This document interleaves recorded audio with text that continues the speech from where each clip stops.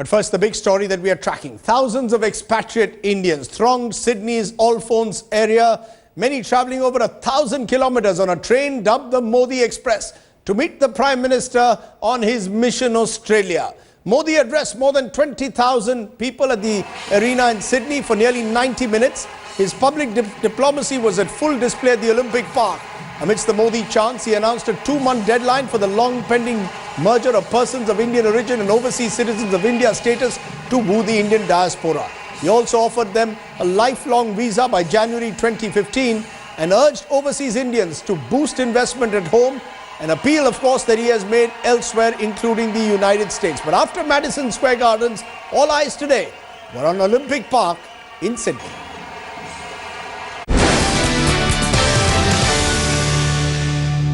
भारत के प्रधानमंत्री को यहां आने में 28 साल लगे।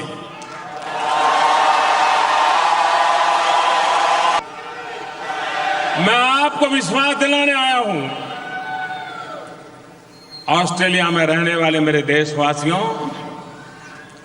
अब आपको कभी 28 साल इंतजार नहीं करना पड़ेगा।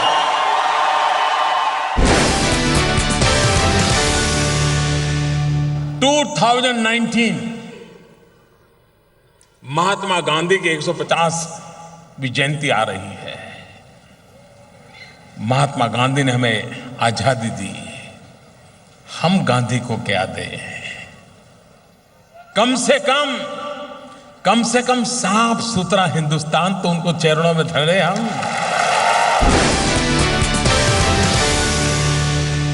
जिस देश के पास इतने नौजवान हो, वो देश के नौजवान अपने कौशल्य के द्वारा, अपने सामर्थ्य के द्वारा दुनिया को क्या कुछ नहीं दे सकते हैं।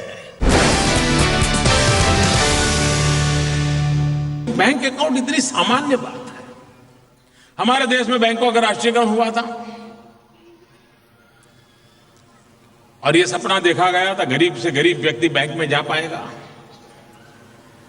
आपने भी किसी गरीब को बैंक में नहीं देखा होगा। जब हिंदुस्तान में थे कभी देखा था? अब मैंने सपना लिया है कि मैं चाहता हूं गरीब का बैंक में खाता हो।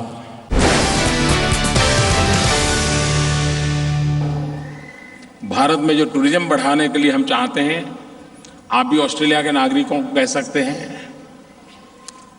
Visa on arrival. जिनके पास पीआईओ कार्ड है,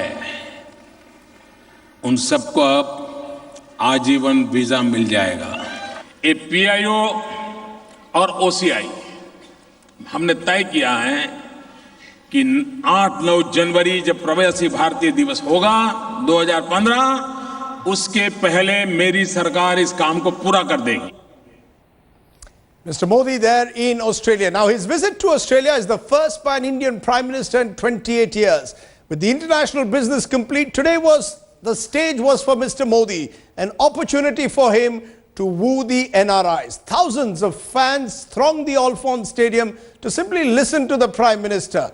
If it was a spectacle and that Australia was expecting, it was typical Modi-style event management. It was Sydney's attempt at outdoing New York. It was the turn of Allphones Arena to play host to Prime Minister Narendra Modi, and Sydney did not disappoint.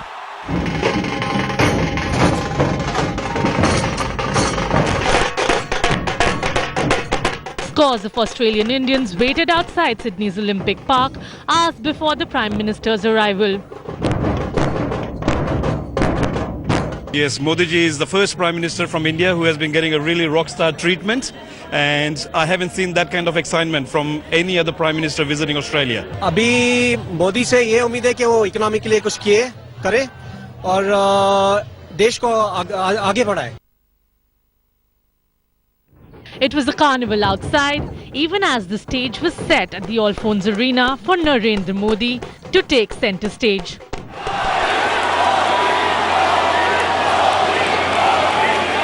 The Prime Minister arrived to chants of his name and Vedic mantras. And there to welcome him were Indian cricketer Javagal Srinath and Australian fast bowler Brett Lee, along with Australian members of Parliament.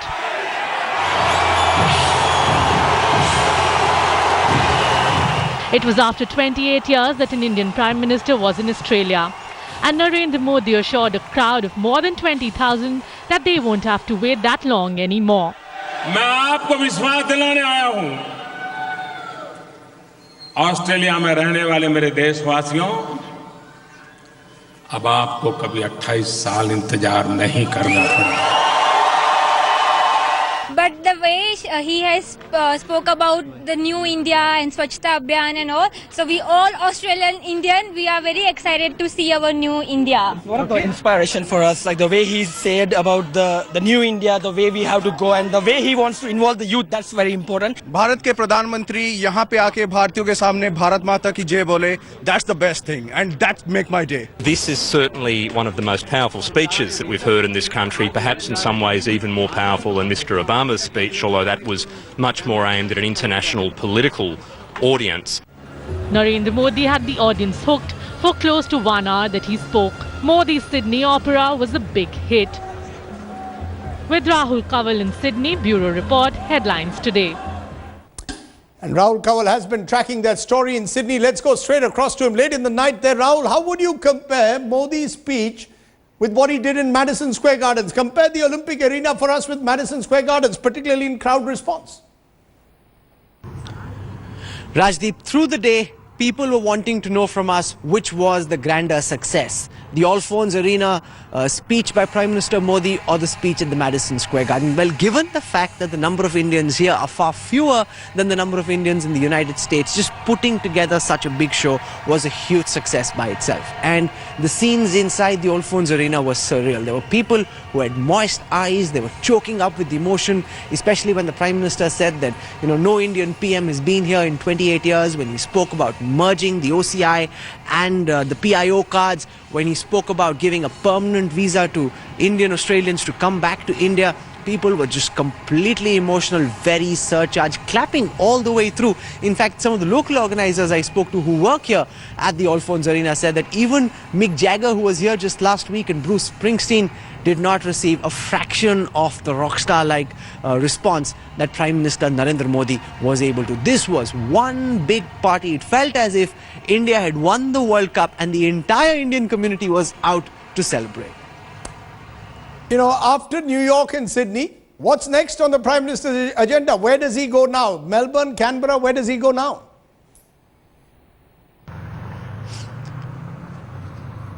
Well, Rajdeep, the BJP is already planning on a mega show at the Wembley Stadium in London. 20,000 is the number of people who'd gathered at the Allphones Arena, those inside and outside. There were about 17,000 people at the Madison Square Garden, but the target for Wembley is much bigger.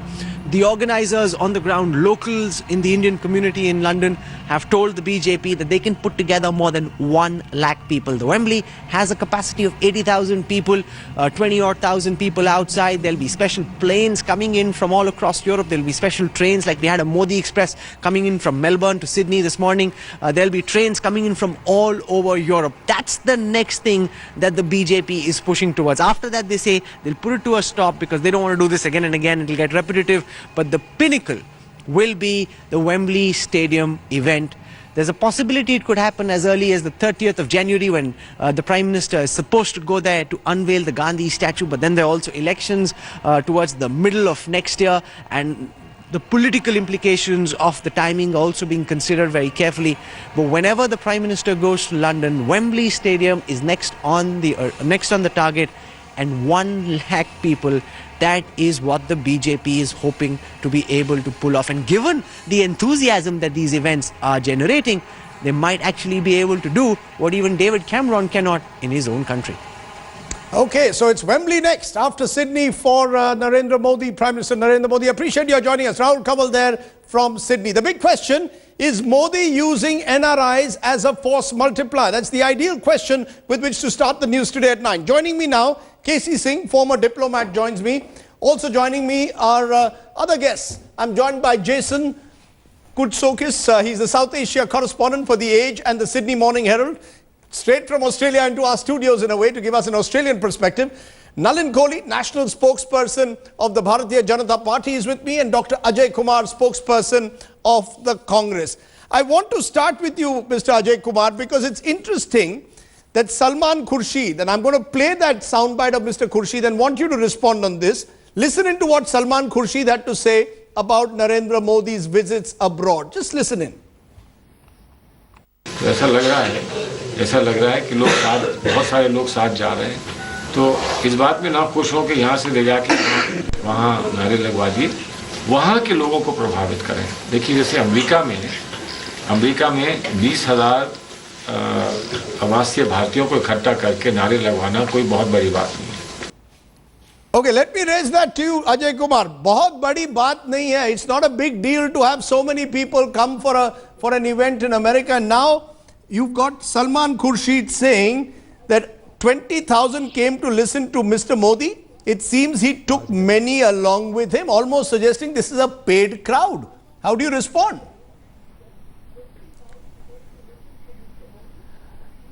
You know, Rajdeep, I'll just give you a couple of examples. And first of all, I want to say that the Prime Minister's speeches in Sydney, and I'll come to the back to the point. No. Come to my direct answer. Direct answer. That there's been no direct answer to my direct question.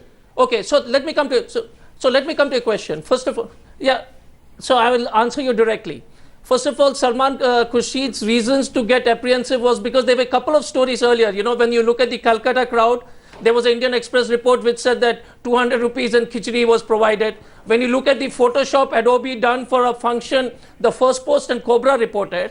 And then they took friends for they multiplied their Facebook and Twitter friends by buying it out of Turkey. So, you know, the history suggests that they are pretty open to using different means which may be, bordering to ethics, but of increasing.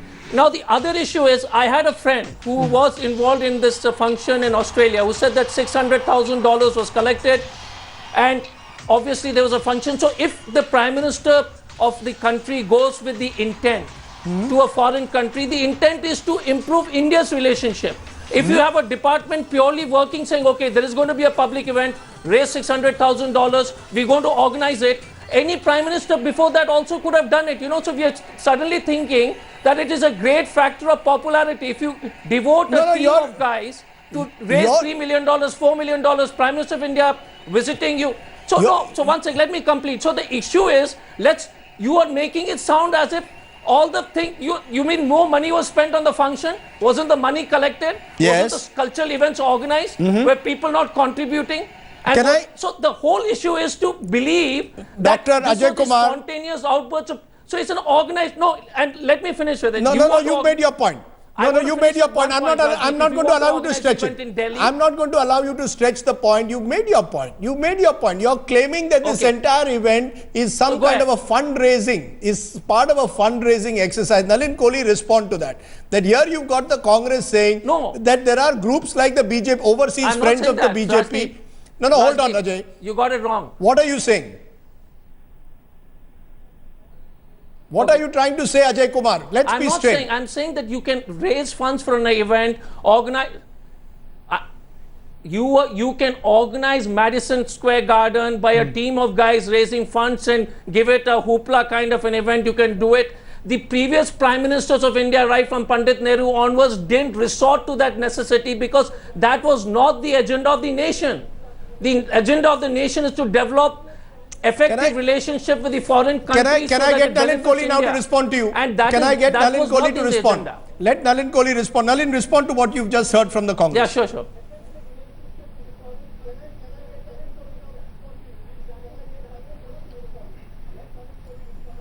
Can you hear me? Rajdeep, first, just to let you know, I have an audio issue, so I'm hearing you off the TV, which is soft. So if you ask me a question while I'm midway, it might be just a second of a problem. So just for you to know that. Okay, so let's go one by one. I think the Congress party's entire predicament, Mr. Arun Jaitley today made it very clear in a press statement. I mean, their leader probably doesn't get that much crowd in India as Mr. Modi is attracting in the foreign countries where he's going. That's the first part. Second is, a former foreign affairs minister of the country doesn't even have a clue about the number of Indians who are living in different parts of the world and therefore says that they are going by planes. He therefore raises questions about their patriotism. He raises questions and calls them paid crowds. he reduces them to the level that, you know, essentially they were tourists who were going there to listen to a Prime Minister's speech. He's insulting them, he's insulting the Prime Minister, just because his own leader probably does not get crowds. Let's go further. Ajay Kumar wants us to believe that there is an agenda of the nation that the Congress party had. So I presume 2G was an agenda, every corruption scam was an agenda, allowing Mr. Vadra to walk through any kind of security check at the airport was an agenda. But when the Prime Minister of India, Mr. Modi, goes across, speaks about India, how we are developing India, how India is going to improve, speaks of Mahatma Gandhi, Indians there are enthusiastically listening to him, excited about it. That is not an agenda of the country. So I don't know what kind of skewed model the Congress party has. Either they have lost the plot, or they are plain jealous, or it's a case of sour grapes, or it's a kind of a, you know, knee-jerk reaction to the fact that they don't enjoy popular leaders anymore, like they had Indira Gandhi or Jawaharlal Nehru or even Rajiv Gandhi. Okay. Or at the end of it, the Congress party is completely running in circles and in a headless moment. I just want 1 second of Quick response from you, Ajay Kumar. Is this pure envy? If Narendra Modi is doing something that previous prime ministers did, good luck to him.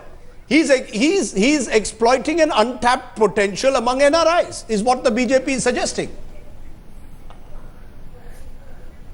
So I'll tell you something interesting. Now there's so much of hoopla on the Swachh Bharat. So obviously you're going to look at the record, which is 14 years. The Honorable Prime Minister was the Chief Minister of Gujarat. Gujarat has got 65% lack of sanitation and toilet facilities. So I'm just saying, no, you had 14 years. And you're talking about female sex ratio, you're among the lowest in the country. At least you went negative with dubious. Where are we going?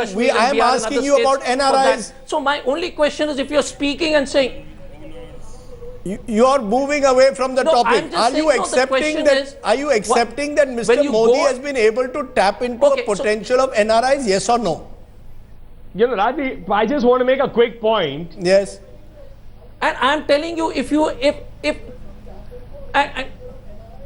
let me complete, Nalan. Just no. Ajay, you've had your share. Ajay, you have spoken. What I'd like to say, Ajay, for 10 years please was let the Congress Nalin speak. party hibernating, and the Gujarat story as Mr. Modi as the Chief Minister is over. Now you have Mr. Modi as the Prime Minister of India. He's been elected there. For God's sake, it's not been handed to him down a family kind of a thing that, you know, you inherit a crown or something like that. So, I mean, what is the Congress party proposing? They have their own overseas cells. If that's defunct or unable to really motivate leaders of the Congress party to go abroad, why are they raising an issue with the Prime Minister of India? Can I come away from the noisy politicians for a moment to my experts in the studio? No, just a minute. Just a minute. KC Singh, you heard the two sides. One is that Mr. Modi apparently is setting a new trend, is what the Congress is suggesting. Previous prime ministers could have done it. They did not. They focused on foreign policy. Mr. Modi, the Congress allegation somewhere is focusing on showmanship. This is ultimate showmanship. Where do you stand? Do you believe what he's doing both in Madison Square Gardens today at the Olympic Arena is showmanship by reaching out to NRIs, which may not actually result in foreign policy gains? Well, we must remember that firstly, the nature of NRIs has changed. In Australia itself, in the last 10 years, they've doubled in number because the visa policy was changed by the Harvard government and a new set of people went there. Similarly, in USA or Canada, USA, particularly 80s I was there. The first set of migration was of doctors and engineers. Then their relatives came and other kind of people came. The lower middle class came. So complexion of people in these countries has changed. Right. And it is true that there is a degree of organization which is going behind these functions. They are not happening autonomously. It is not that suddenly people have gathered. That is all given. And it's not the government of India. This is being done outside the government of India. The overseas friends of the BJP, these are the groups which are doing it. Don't forget that even Mr. Vajpayee had posted an ambassador dedicated to the NRIs in USA. And there was a problem there because State Department said that we can't have two ambassadors in USA. Then they located him in New York. So for almost 3 years, he continued as a de facto ambassador, but he was reaching out to the community. So the reaching out is a much older story. And as Mr. Modi keeps also telling us, he's been to many of these countries as a pracharak. But no Prime Minister has reached out to NRIs so consciously. Let's be very clear. Correct. So that is, I think he realizes that this is a force multiplier. He also realizes there's a large community from his own state which immediately links to him. And today, if you see, there's a scheme in what he's doing. He's linking his India dream to their dreams and then introducing themes in it. That's where he's drawing them in. So there is the India dream. What he is says, make in India? Make India what you want India to be. Right. Then he says he introduces, which he didn't introduce in New York, two themes, Swachh Bharat and Make in India. And he said, one can work, one may not work. Swachh Bharat, he made them promise that they will contribute to wherever they hail from to, say, setting up toilets and so on and so forth. Make in India means he is going to be able to provide in India opportunities for them, which he has to first provide Indians. Let me then come to a small reality check, Jason. And this is about Australia. At the moment, Australia's bilateral trade with China is around $130 billion. With India, it's all of $17.3 billion. Is this visit going to result in Australian investment coming to India? Do you believe this will result in expatriates who are in Australia suddenly investing in India? Do you believe that Mr. Modi is a rock star as far as Australians are concerned at the moment, enough for Australia to suddenly look at India with new eyes? Well, Rajdeep, unfortunately, I don't think this visit has achieved anything like that. Trade between Australia and India is actually less than what you've just said. It's actually less than $15 billion. Okay, the figure I've got was 17 billion, but I'll go by your figure. Yes. And I think the images and the words that they're hearing and seeing from Australia is the same old themes of cricket, koalas and coal. And the headline in Mr. Modi's speech to the Australian Parliament tomorrow is all about coal. And I think it's time that Australia and India move beyond those themes. So you're saying that the headline will be coal, the headline is cricket. These are familiar themes. There is nothing new you've seen in the speech of Narendra Modi. Nothing that suggests this $15 billion will become $30 billion over the next year or two, or over the next 5 years. In fact, it was supposed to become 40 by 2016 when Julia Gillard came as the Prime Minister. Right. It has fallen way below that. So I'm trying to get a reality check. While I'm hearing the politicians that, we are full of the buzz and he's using every moment to enthuse the crowds, you don't see that from an Australian perspective as changing the way Australia looks at India. Jason? It doesn't seem that way. I mean, certainly Mr. Modi is letting the Abbott government know that he has a very powerful constituency in Australia and that they should take notice of what Mr. Modi wants. Otherwise, there'll be trouble from Indians in Australia. And it's a good pressure point for Mr. Modi. But in terms of actually improving the trade relationship, I don't see how it's doing that. Getting Australian businesses to come back here to really put serious money in India, it's no one is putting that on the table. Nalin Kohli, here you're getting a reality check from the Sydney Morning Herald. I saw your piece today in the Times of India. You seem to suggest that it was boom time. Here we are getting a reality check, Nalin Kohli, and that's the question. How much of this of Narendra Modi ji is spin doctrine? How much of this is spin? No, I don't think it's spin. And I think what you're referring to my article, where I've also spoken about 15 billion, yes. I think we need to really get down to the facts. First of all let's look at it politically. Certainly in one visit you're not going to see all the money start coming in. Nobody in any bilateral visit is standing there with a wallet out there or a credit card and they start swiping investments inward. It's about the start of a process. It's the start of an idea. An idea then starts taking shape. Interest is what you need to first have. And I think this visit does that. Let's go one by one. The Australian Prime Minister was here in September. Within 10 weeks, Prime Minister Modi is there. Within the next few months, you're going to have the Australia and India Business Summit in January. So I think they are one after the other. Both Prime Ministers are aggressive. Both of them have an economic agenda. Prime Minister Abbott on the eve of this G20 visit was talking of it as an economic summit and talking about economic growth for jobs. Prime Minister Modi is talking about the same. We are talking of Make in India, Skill India, and Australia can offer us those are fine words. Educational training. Nalin Kohli, as I play the shots and I play the visuals, all these are fine words. Visiting, for example, Victoria or Dandenong, which is just outside Melbourne, out of the 12,500 units there, 6,000 are in manufacturing and a good number of Indian community people have set up and done very well there. That's the link to the NRIs which is being undermined. Will they invest in India? There, or the persons will they invest in India? Who are in Australia today or anywhere else can be the bridge to make the business possible. Rajdeep. Bridge the perceptional gaps bridge the cultural gaps. Okay, that's interesting. That bridge the perceptual gap, bridge the cultural gap, and use that then to increase business between India and Australia, or between India and any other country. Yes, Ajay Kumar, respond to that. That the Prime Minister is trying to innovate. A crowd of 360 sit-down people, and of there, by the time I left, as of today, an email has come. People are showing interest in India like never before. Okay, you're generating interest. Ajay Kumar, respond to that. Look at how Dr. Manmohan Singh would go to a G20 summit, and look at what Mr. Modi is doing. He's trying to generate interest around the idea of India, if not the idea of Modi.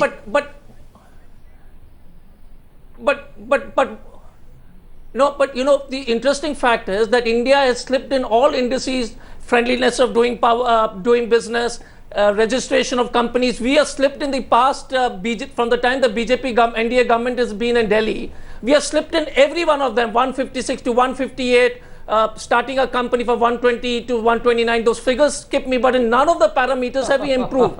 So again, and Mohan Guruswami's article is a wonderful light on what the Australian community in Australia